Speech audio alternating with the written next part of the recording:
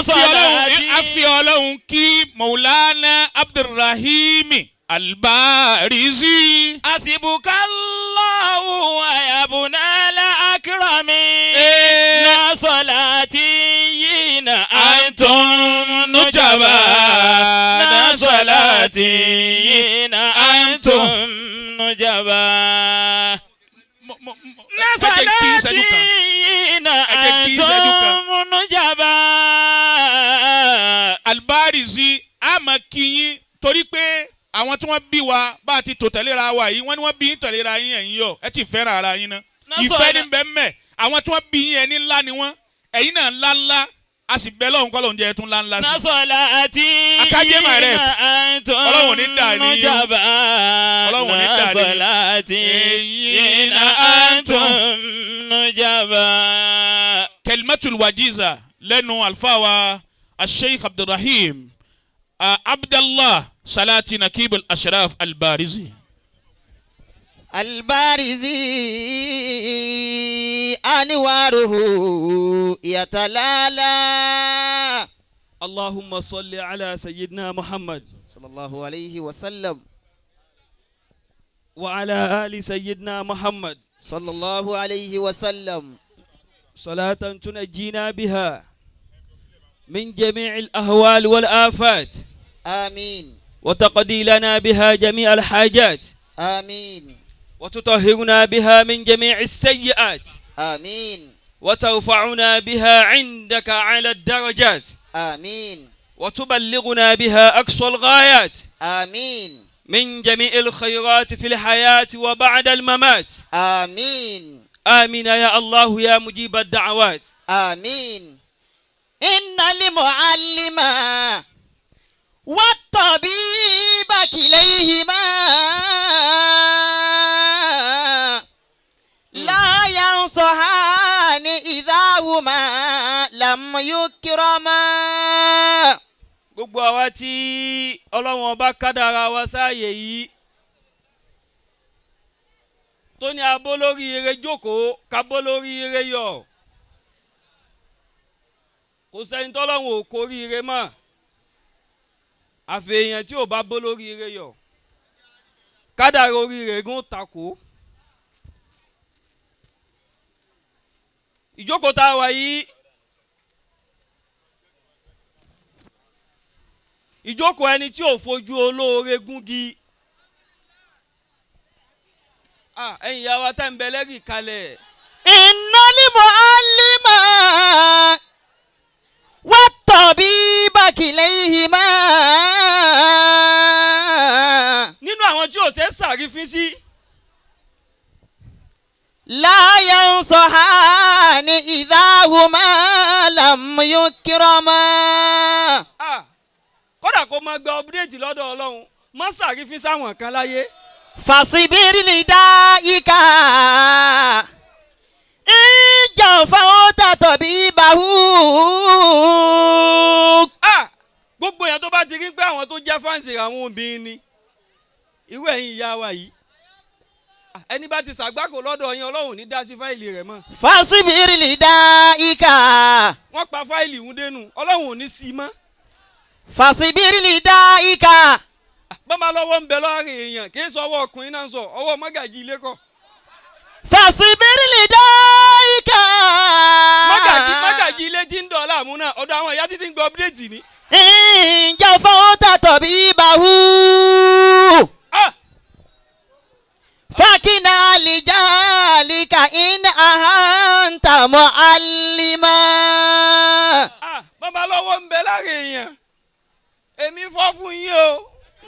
Fasibiri lidaika. Ṣé àwọn ìyá tí n bá ti ní pọ́blẹ́mù lọ́dọ̀ tẹ̀yìn ọ̀nà ti tú. Ìjà fáwọ́tà tọ̀bí bahu. Bàbá táyé ṣe. Adamallahu hayatahu. Báńkì gbé ṣéwù kó falẹ̀ ya. Sheikhu. Fasibiri lidaika. Ntí wọ́n tẹ́rí sí kò sẹ́ni tó lè tẹ́rí sí o. Kọ́kọ́ ń bọ̀ kọ́kọ́ wo rẹ̀ wò ṣó ní backup. Fasibiri lidaika. Wàá wo rẹ̀ wò kó tó dá wàhálà lẹ̀ ṣé iCloud ẹ̀ strong. Fasibiri لدائك àwọn tó ń jọ ọmọ ìyá mi ti ń gbọ́ mi yé. إن جفوت طبيبه bàbá táyé ṣe. فاصبر لدائك ẹni tá ń wò yìí tayọ ń tá ń wò yìí. فاصبر لدائك ibi tí kò tó wà táwọn èèyàn ń kọjá ń bẹ̀ títí ń ṣubú ẹni bá dá kọjá ẹ kí o. فاصبر لدائك ibi tá ti máa ń réyàn ń faṣẹ́ làwa náà ti jáde nílọrin yìí. Ìlọrin yìí. a ní Amirul Wa'izina nílọrin. ما شاء الله nílọrin yìí kan náà a ní Sultanul Wa'izin. حياكم الله nílọrin yìí kan náà a ní Asadul Wa'izin. حياكم الله Asadul Wa'izin náà ni ẹkùn gangan. فاصبر لدائك gbogbo wa pátá ẹ̀kọ́ tá a mú dání tá a kọ́ lára àfa. gbogbo ẹni bá fọ àwa gúnkè ẹ má jẹ́ àṣà àrífísí. فاصبر لدائك ṣé a rí gbogbo wa pátá ó yà tún wí báwọn àwọn àfa ń wọlé. فاصبر لدائك إن جفوت طبيبه فكنا لجالك إن أنت معلما فكنا لجالك إن أنت معلما bàbá àbùtírù lé agodi. إن المعلم والطبيب كليهما láyé ń sọ hánì. لا ينصحان إذا هما لم يكرما لا ينصحان إذا هما لم يكرما tójú agbo òun bá ti farabalẹ̀ sí i. فاصبر لدائك ẹ̀yin yá mi dáadáa ẹ yóò bá nábìlẹ̀ kánà kórìlẹ̀. إن جفوت طبيبه àwọn tèmi gangan lè jí dà. فكنا لجالك إن أهنت معلما àti àdọ́mọ máa dáyà mọ́ gbogbo ẹ̀ ń sparkle papọ̀ ni. فكنا لجالك إن أهنت معلما nínú èèyàn tó làwọn bò ní dá sí ìṣubú rẹ̀. ẹni bá fọ ogún kè ó wá dókè tán ó yọ ládàdànù.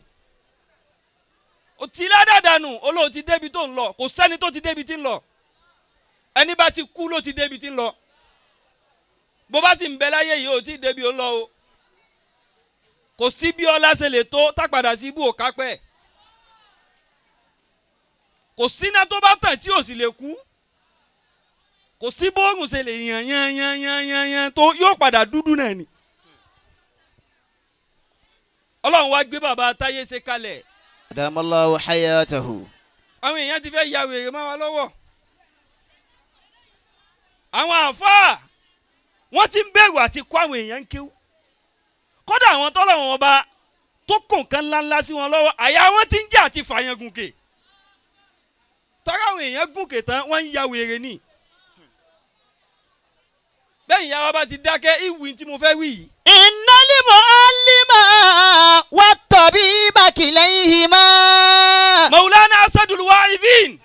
أدام الله حياته bàbá táyé ṣe bàbá túlù ṣe bàbá tẹ́sìn ṣe. bí ẹ bá ṣe irú yìí wọ́n ti fẹ́ jẹjú àwọn àfa wa wọ́n fẹ́ jẹjú wọn. kí làwọn àfa wa ṣe tẹ́lẹ̀ sáfẹ́ yà gáǹdì wọn. ẹ folóore lẹ̀ kó jore dádì ẹ̀ bó bá ja burú nàná jẹ dé kò sẹ́ni tí ó dìfẹ́ǹdì ẹ̀ kó má jẹ. bí ẹ bá ń jẹ sa aburú kò sẹ́ni tí ó bá dìfẹ́ǹdì ẹ̀ kò sí ìrìsí tó lè sà ẹ̀sẹ̀ aburú wọn kélé rí ẹ̀ ẹni tó bá gba lónù àgbá kò kalẹ̀ àfi kó san lónù ń tán ẹni tó bá wá gba lónù eríire náà kalẹ̀ fún ẹ fi ilẹ̀ ẹjọ́ jẹ́ sẹ́ẹ̀rí láyè sí bí yóò bá fi wèrè kún jẹ́ èèyàn rẹ̀ wọ́n ju àgáǹdì rẹ̀ ń rọrùn ọlọ́wọ́n bó sì ní dá sí. إن المعلم láyé tá ń lò lọ yìí àjọ kóṣókò ṣe rí ni. sẹ́ẹ̀rí àwọn àfọ kan bẹ àwọn máa ṣe díẹ̀díẹ̀ wọ́n máa fà á díẹ̀díẹ̀ ọlọ́run sọ wípé irun tó bá ti wọn mu nù irun tó bẹ́ mi mu kò dìgbà tí n bá lọ́lọ́ ń sọ wípé ìníwìn tó tayọ tàlùkùránì bó bá dénú àlùkùránì ó bá àmọ́ àwọn tẹ́mi ń bá sọ̀rọ̀ àwọn táwọn wọnú ayé díẹ̀ ni ẹni tí ó sì bá àwọn tí ń bẹ nú ayé sọ̀rọ̀ àfi kó wọnú ayé náà kínkínní àwọn náà wọnú ẹ̀kùlé ayé díẹ̀ àkàwọnú sí ti rúùmù rẹ̀ ní. innal mu'allima wat-tabiba kilayhima. ọlọ́run wá gbé Maulana Asadul Wa'izin. adamallahu hayatahu. ẹ gbọ́dọ̀ kú o nǹkan kò gbọ́dọ̀ ṣẹ̀mí yín o. àmín. nínú tá a máa fi ń dá àwọn tọ́lọ́wọ́n bò gbóore wọn gbọ́dọ̀ wọn kọjá mọ́ ìwọ sáà máa ṣe tàwọn àfáwà kò sóde tèmi etí sọ àwọn kan ń bẹ nínú tó fìtì ìràwọ̀ wọn ni kó sáà máa ṣẹrú ó máa ṣẹrú lọ́dọ̀ àwọn kan náà fi máa gbé àga ọba fún bòmí má ló gba fírídọ́ọ̀mù nínú àwọn tó gbọ́dọ̀ gba fírídọ́ọ̀mù lọ́dọ̀ wọn àwọn tọ́lọ́hun bá fi tan náà ìràwọ̀ rẹ má gba fírídọ́ọ̀mù lọ́dọ̀ wọn máa sìn wọn tọ́rọ̀ ń subscribe sí dátà ayé rẹ nù ó subscribe nù kò sí dátà tí ì tán gbogbo ìràwọ̀ tó ń lò òun náà Ọlọ́run subscribe fún ọ ni ìjọ tó bá kú 1 megabyte eku ò ní kébí eku nú ayé rẹ mọ́. innal mu'allima.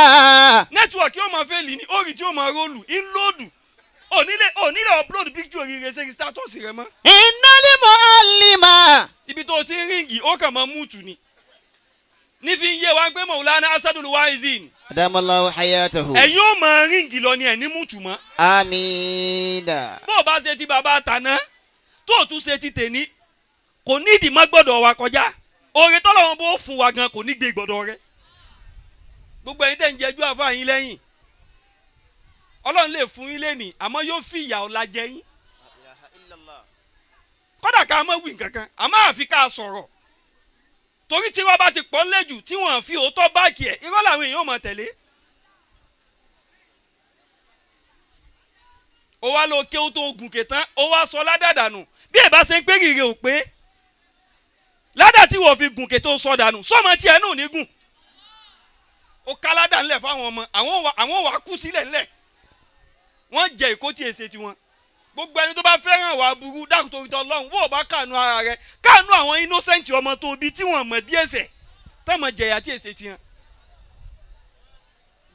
wà ló mọ kéwò ya wèrè kéwò sì wo ló mọ̀ ó mọ kéwò tó mú jídù ni bí mú jídù ṣe mọ kéwò tó inú yàrá nulẹ̀ nígbè wọn pé lóde rí ìwé òsì wo ló mọ̀ dictionary kọ́ ló ti ń wò ní ìgbóná gbé dictionary lóde rí inú ilé náà ní gbé gbogbo ẹni tó bá ti ríra rẹ̀ pẹ̀lú tó mọ̀ wọn nípe lóde yìí ibi tí ó ti gba yìí wọn nípe ń di ẹ̀ kò sí tọ́lọ̀ fi ṣe ṣe báyìí fún yín kò ní tán kò sì nífẹ̀ẹ́ tán. àmín. torí àwọn tọ́lọ̀ wọn bá fi tan náà rẹ̀ fún yín ẹ̀ tí wọ́n dànù ẹ má yí wọn sí ibi tí bàbá Mudiru wà lọ́hùn lójoojúmọ́ lẹ́mí wọn máa ṣàdúrà fún yín wọ́n wá ń gbá fún ààrẹ létí òjijì òsè wá lè gbàṣẹ anakunmula ṣe ká dàbírú tójú àfa ńlá mi. innal mu'allima wat-tabiba kilayhima. Maulana Alkali àfa àwọn wá síjú wọn gbé ìwọ mọ̀ yìí wọ́n ń kógun bọ̀ ìwọ ló ń fọ̀nà ibi táfọ̀ gbàsá lọ hàn wọ́n anakunmula ṣe kò tí ì tó ká mú eré báyìí bóyá kí n bá yín kágbádá yín ikú bàbá wa Asadu yìí sọ wọn ẹ̀ẹ̀kan tẹ́ fèsì ẹ̀ẹ̀kan tí ó fèsì yín àwọn ọmọ yóò ṣàdúrà fún yín lọ́la. àmín. ìjà táwọn dádì wa tiwa náà jánu tán fi làlùkìyámọ̀ àwa náà sì ti gbà á ẹnu ẹ̀ náà làwa wà wọn. àmọ́ bẹ́ẹ̀ ni àmọ́ ká má lọ gọ́ àwa náà sì gọ́. la yansahani idha huma lam yukrama. bẹ́ẹ̀ bá fẹ́ dẹ́rù bà mí yóò ní ṣe díẹ̀díẹ̀ àwọn bàbá rẹ̀ náà tètè kú ní ànàkùnmùlà ìwà sọ sínú àsìkò tí fún ilé sí ò tí ì tó àmọ́ àsìkò ń bọ̀ Ọlọ́run kan sọ́ra wọ̀hún síwájú ni ó jọjú erí lọ àwa náà wà tẹ́ díẹ̀díẹ̀ àmọ́ àwọn dádì wo ò tètè kú ẹlòmíín bẹ láyé báyìí ó ti kú ìkàn ń rìn ni gbogbo ẹni tí bá ń bó lóore rẹ̀ ó ti kú de kú olóore rẹ̀ ló kù tó ló sí ọ́ ń jàǹbá kò sí ọmọ tí ó gbé oore rẹ̀ lẹ́yìn rẹ̀ ibi dáhà sì ti ń bá lọ yìí kò sí wọ́n láwọn ò débi nǹkan mìíràn ànàkùnmùlà bí kankan bá ṣe àwa nísìnyí wọ́n fi wá kaskọ́ọ̀sì àwọn ò sì nígbà àwọn ò nígbà àwa náà ò fi ṣèfín nìkan ṣe mọ́ ṣé a rí nínú Nàìjíríà táwa yìí àwọn nǹkan kó mọ̀yàn la díẹ̀díẹ̀ ọ̀tá ni ó sùn ọ débẹ̀ ọ̀tá ni ó sùn ọ débẹ̀ ẹnìkan pè mí wọlé onídàkùn máa lo kíní díẹ̀díẹ̀ lẹ́ẹ̀kan lọ́dún mo wá jókòó mo tún wò mo lẹ́yìn tí làákàyè rẹ̀ bá ti kú ìjéyàn rẹ̀ ti kú nù mo lẹ́yìn tẹ́ni ẹni máa lo kíní lẹ́ẹ̀kan lọ́dún ẹ̀yin ò jáde máa ṣe wá sí sẹ́yìn gbogbo ń tá máa gbé fún ọ lẹ́ẹ̀kan lọ́dún kọ́ láfo ń wá sí o ẹ̀ẹ̀kan lọ́dún wọ́n ní pé 30 tó lò mú ní àbíbò ẹ̀ẹ̀kan lọ́dún à ń wẹ̀ lẹ́ẹ̀méje lọ́sẹ̀. Fasibiri li daika inja fauta tabibahu. má wẹ̀ lẹ́ẹ̀méje ò ní àfọwọ́ tí ò bá fẹ́ wá aláwọn tí ń léwà yìí pọ̀ àfẹ́ sáré àmẹ́ni tó bá bá aré nulẹ̀ àfikún sa torí àwọn tí ò mú àwọn dádì rẹ̀ lánàá mọ̀jẹ̀ mú ọ lẹ́nìí o ti bá tàn lé o ti bá rẹ́kọ̀dì tó bírèkì lé àti tó sẹ́ẹ̀tì bàbá tí wọ́n bú lánàá mọ̀jẹ̀ ó dè nìkan fi tiẹ̀ bú dádì rẹ̀ rẹ́kọ̀dì gidi nìkan máa gbé lọ. bàbá wa táyé ṣe. Adamallahu hayatahu. Ọlọ́run ò kọ́ díà ìmọ̀ ṣe sí yín lánàá kò sì ní kọ́ sí yín lẹ́nìí. Àmín. àti gbogbo ẹni bá bá wọn ṣe àmínà. Àmín. bàbá mudirul markaz. Adamallahu hayatahu. ìjà tí wọn làwọn ò máa jà lọ. bàbá ti pè láàárọ̀ yìí wọ́n tutù sàdúà. bàbá náà ń sí wa lójú. àwọn alákàkítì àbálàkà wèrè sí ni wọ́n ti fẹ́ fi ayé ìṣù wa gbogbo nǹkan ẹ ti kọ̀ndẹ́mù fún wa.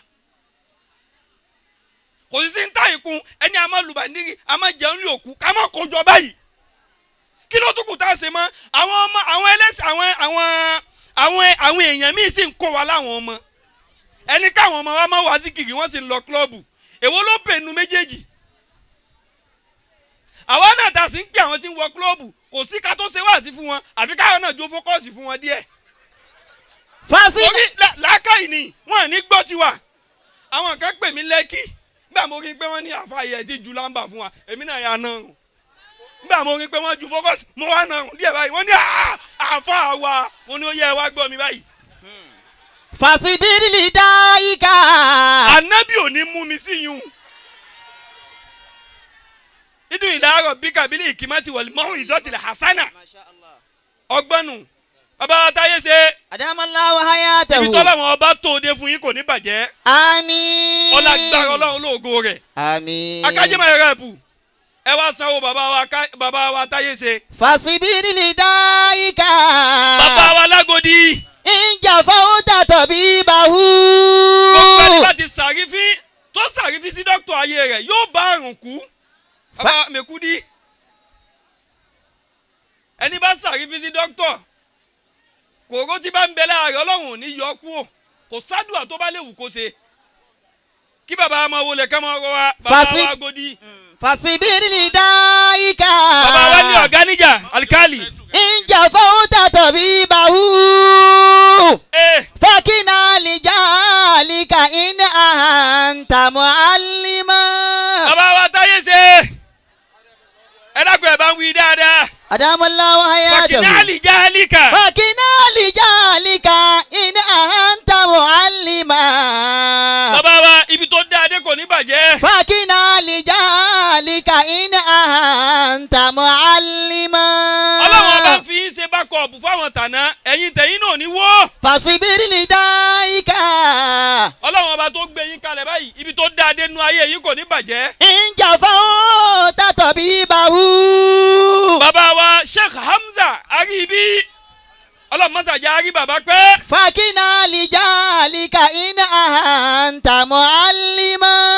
táwọn ń jẹ́ àfa àtayé ṣe gẹ́gẹ́ Mọ̀lánà Sheikh àtayé ṣe ọlọ́run mọ́sàjà pẹ́ fún wa. Fakina. bàbá wa godi ní wò yìí. Adamallahu hayatahu. bàbá ẹ dá mídíà láàmú last week. Fasibiri li daika. Inja fauta tabibahu. tó bá ń sòótọ́ lẹ́yìn èèyàn ìjọ tá a bá gbà ń po strong pàdé ẹni ń face to face ẹjọ́ wa wo ra yín ẹ̀yin lẹ́lòmíì ti lè kápá àti sòótọ́ pàdé pàdé àwọn tó jẹ́ jàgàbá yẹn gangan ẹjọ́ wa face. Fasibiri lidaika. bàbá mi ti mọ̀ yín ti pẹ́ àmọ́ sí àwa làfọ̀ òde sí àfọ̀ òde ayé sí tá à ń bọ̀ díẹ̀díẹ̀ lẹ́yìn yín kò sì síbòmí tá a ti ń ṣe wá sí eré afẹ́fẹ́ ni a máa wá wo ohun tí ń lọ torí ẹ̀yin la fẹ́ jọ mídíà wa dàrú ẹ ṣèkì ẹ̀ yánmọ́yánmọ́ gbogbo nǹkan wá gbọ́n ẹ sọ ọ̀rọ̀ táwọn ọmọdọ́mọ ò mọ̀ dé bá ọ̀rọ̀ ṣẹ́jú márùn-ún ọ̀rọ̀ ṣẹ́jú díẹ̀ tá a sì ń tún látúwò àwa ń fi sí rìpíìtì pé ẹ wu ọ̀rọ̀ ni gbogbo tó bá léwu kí ẹ̀ mọ gbébọ̀ lóríire sóò tí ríbi kan gbé e kà sí gbogbo eríire tó bá ń ṣe tí ò bá ti dérí ọmọ eríire used ni fake ni èní ló update àná ọ̀la ni ó wà update èní gbogbo ẹni tó bá ga láyé tí ò rí ọmọ bá gbé iṣẹ́ rẹ̀ àgbákò ni ẹ wá fi lọ àti bọ̀ tán gbogbo ń tán wí kò sojú tiwa àmọ́ èyí tó sojú tiwa yìí á fi dájọ́ yìí tí ò sojú wa. Fasibiri lidaika. àná yóò yí padà èní yín náà tako àná ọ̀la yín náà ní tako èní. Inja fauta tabibahu. yóò wọlé àwọn tá a gbaṣẹ́ fún bí bàbá tàná bá ṣe gbọ́ tàwọn báwọn náà ṣe dúró panu pé we gather here we die here wọ́n sì dáì wọ́n dáì léyìí sí àwọn tàná wọ́n tán sí bàbá Sheikh Adam àwọn náà wá kú gbé gbogbo ẹ̀ bá ti jẹ́jú ilé rẹ̀ yóò kú gbé yóò dọ́dọ̀ ọlọ́run kan yóò kọ́kọ́ láǹpọ̀ polórí ibú ni ọ́ ibi tá a kọ̀nẹ́ẹ̀tì ògo rẹ̀ mọ́ oya wèrè ń bẹ̀ ògo kẹ́yìn dádìde gbogbo apáta tàwa ní Nàìjíríà ògo ológo là ń lò ọlọ́run bá kọ̀nẹ́ẹ̀tì wa máwọn kan ni ó dì máwọn kan kátẹ́gùn tó fẹ́ sí ọ. bàbá ọ̀dọ̀ yín mo ṣì wá sa. Fakina lijalika ina anta muallima. Fakina lijalika ina anta muallima. gbogbo alápapọ̀ ẹja nà káwájú ẹ̀yin yá wa yìí ẹ̀yin gangan ni o màmá wa ń lé ọ̀gá níjà kò ní bàjẹ́. Àmín. ṣé agibi tí mo fẹ́ rẹ̀ náwó sí ọ̀dọ̀ bàbá wa yìí ni ṣé agibi máa ń ṣe wà èèyàn kọ́kọ́ lójókòó wọn o èèyàn 1 million lójókòó wọn ẹ̀wọ̀ wọn tún lè lé wọn èèyàn 1 billion lójókòó yìí ẹ̀wọ̀ àwọn ìyá yìí àwọn update gangan ni. Fakina lijalika ina anta muallima. ẹ wá sẹ́rí ìka ayọ̀kan kọ́ mo fẹ́ jẹ náà ìka márùn-ún ẹ fèsì ẹ̀ báyìí ìka ayọ̀kan ò ràn wọ́n mọ́. àwa ti update ẹ̀ wọ́n ní òun nàka tẹ́ ẹ sí mi mo lè rìnrìn láti nàka márùn-ún báyìí ní o dá ikọ̀ mi. àwa kékù sí iyú ayọ̀kan bàbá wa táyé ṣe.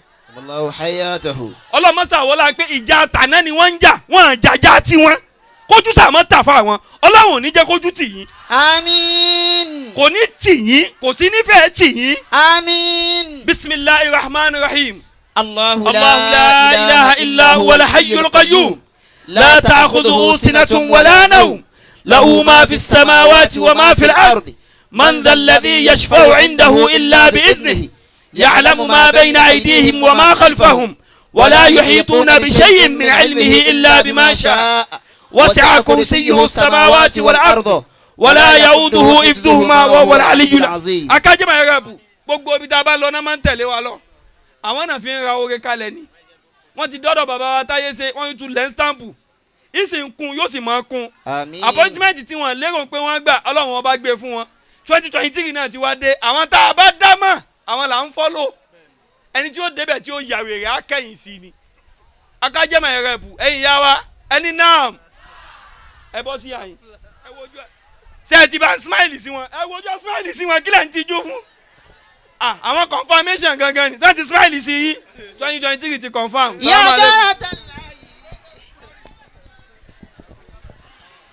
aki alfa wa abdulrahim abdallah nakib al-ashraf asalati al-kadiri albarizi 001. adamallahu hayatahu wa hafidhahullahu wa ra'ahu. èmi a máa sọ pé ìlú yìí ọlọ́run fún alibarika sí púpọ̀ gan.